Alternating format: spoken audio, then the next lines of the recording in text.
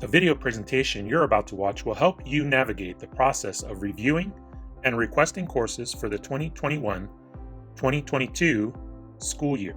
Please pay close attention. Hi there from the Serrano Counseling Office. You have all done a great job this year under the circumstances, and we are excited to start planning for the next school year. As with everything else, we have to do things a little differently this year, so please follow along with this presentation closely. And don't forget to email your counselor or guidance technician with any questions you may have. This presentation is also available on our website, so you can review it at any time. The following presentation will help you to review the courses that have been recommended by your guidance technicians and counselors based on current and completed courses, academic plans, teacher recommendations, and your needs for both graduation and any post-secondary plans. In case you've never met us before, these are the counselors and guidance technicians. Starting from left to right, I'll introduce the counselor and guidance technician team. The team working with students whose last names begin with A through ER is me, Mr. Rosado, and Miss Lopez. The team working with students whose last names begin with ES through L are Miss Leslie and Miss Christine. The team working with students whose last names begin with M through RA are Miss Scribner and Miss Jackie. And the last team working with students whose last names begin with RE through Z are Miss Berberena and Miss Christina. You can always refer back to this slide for our email addresses, and you can also find this same information and relevant phone numbers and extensions on our counseling page of Serrano's website. Due to COVID restrictions, we will not be using our usual course request contracts, or CRCs, this year. Instead, we will be using a new two-part scheduling process, which is explained in this presentation. Because this is a new process for all of us, it's very important to watch this entire presentation before proceeding, as we will have a very limited time to finalize schedules this year. Part 1 of this new process is the course recommendations. The counseling office has created a tentative course request list for each student and mailed that list along with step-by-step instructions to the home address listed in Aries the week of February 16th. This list is based on current classes, current and past grades, academic plans, teacher recommendations, and needs for both graduation and post-secondary plans. If you have an IEP, your case carrier will be assisting the counselors with appropriate course selections. Part 2 of the process is requesting changes to our recommendations. Students and parents will have 2 weeks, from Monday, February 22nd through Friday, March 5th, to review these request lists and complete and submit one Google form to add elective choices and request any changes. If students do not submit their Google form by Friday, March 5th, the counseling department will choose the students' electives for them. Let me say that again.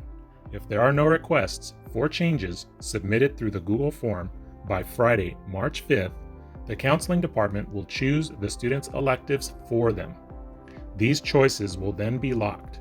No changes will be made after March 5th. Okay, now that we've generally explained the two-step registration process, let's get into some details on what informed our choices for you. As you all should know by now, Serrano requires 230 credits to graduate. So, we felt it important to remind you of the difference between graduation requirements and the CSU-UC entrance requirements, typically referred to as the A through G requirements. The graphic you're looking at details the different subject areas in the far left column that will fulfill both the graduation and A through G requirements. We understand this has been a difficult year, and we want to do everything we can to help you be successful in meeting your graduation requirements. So the course recommendations you see first and foremost reflect meeting your needs for graduation. Those primary graduation needs are itemized in the second column from the left. 3 years of social science, which consist of world history, US history, and government and economics. 4 years of English, 3 years of math, 3 years of science, which include 1 year of life science, 1 year of physical science, and another year of either life or physical science, typically referred to as the other year of science. Continuing along, students need 1 year of either a language other than English, a visual or performing art, or a CTE course, which used to be referred to as ROP classes. Additionally, 70 electives over the course of 4 years of high school, which is equivalent to 7 elective classes over the course of 4 years. And finally, students are required to complete at least 2 years of PE. The far right column details the A through G requirements, which are a sequence of high school courses that students must complete with a grade of C or better to be minimally eligible for admission to the University of California and California State University systems.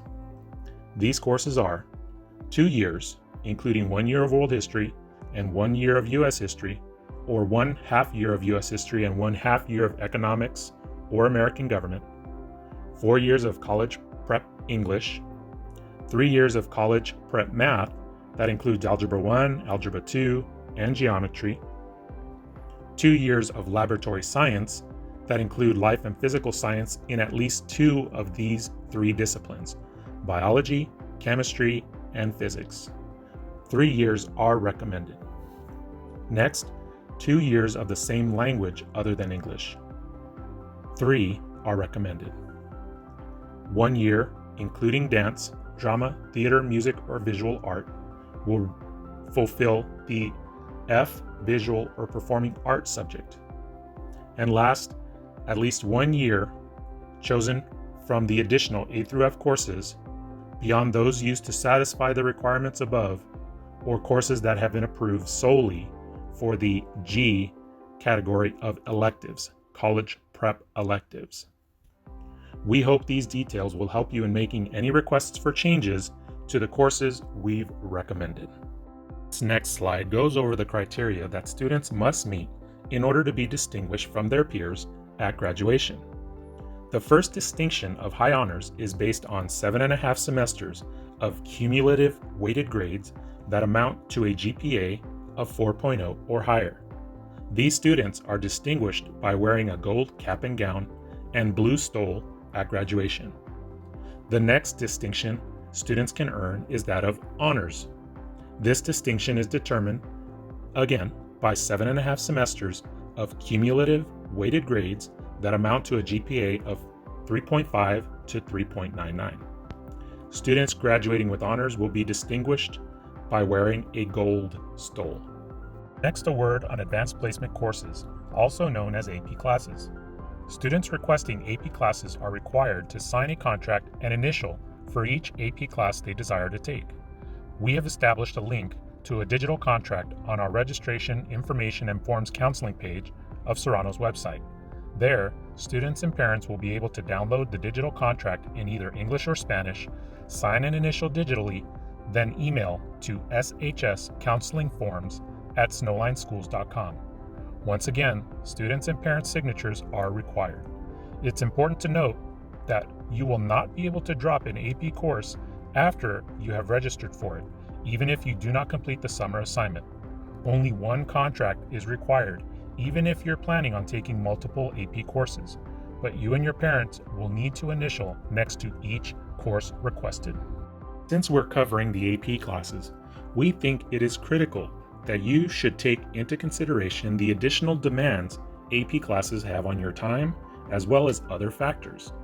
When choosing your classes, all your classes, be sure to take into account how many AP and honors courses you're planning to take. We always encourage students to challenge themselves, but at the same time, we want you to be successful, and sometimes that means not taking on more than you can handle. Of course, no one could have predicted a pandemic, but what you can plan and prepare for are things such as extracurricular activities, work schedules, family and home responsibilities, and if you're going to be a senior next year, filling out your college applications in the fall. All right, to summarize so far, the classes we've recommended are classes you need for graduation. If you see recommended courses that you plan to take over the summer, just as we've done in years past, those courses will remain in your schedule until we receive proof of successful completion of the course over the summer. I'm not speaking to current 8th graders, but to all other students. In August, when we return to school in the fall, It is your responsibility, the student's responsibility, to contact the counseling office to remove completed courses from your schedule and add different classes. We can't promise certain classes will still be available or will fit into your schedule, so choosing alternative electives is just as important as choosing core classes. I know many of you are wondering about summer school. We will share more information about summer school and the different available options in April, once registration for all current 9th, 10th, and 11th grade levels has been completed. We will offer signups through the end of the school year, so please be assured that there will be plenty of time to register. And lastly, as in years past, summer school is not offered to incoming 9th graders. So if you're a current 8th grader, we won't recommend summer school because summer school requires a counselor recommendation. Thank you so much for your patience and resourcefulness during this school year. Thank you, Mr. Rosato. This is Mrs. Berberena, counselor for students with last names R-E through Z. Now, I'd like to turn your attention to our counseling webpage. Here, you will find grade level course options along with course descriptions. If you click on your grade level's CRC, we'll then be able to see which courses you are to choose from. If you want more information about a course or would like to see the course description, you can simply hover over the name of the course and the information will pop up in a box. To access all grade level CRCs, click on this link. Remember, this presentation is available in Canvas to students and on our counseling webpage. Every CRC has a key to assist you in understanding course placements. A diamond after a course name indicates it is an A through G approved course.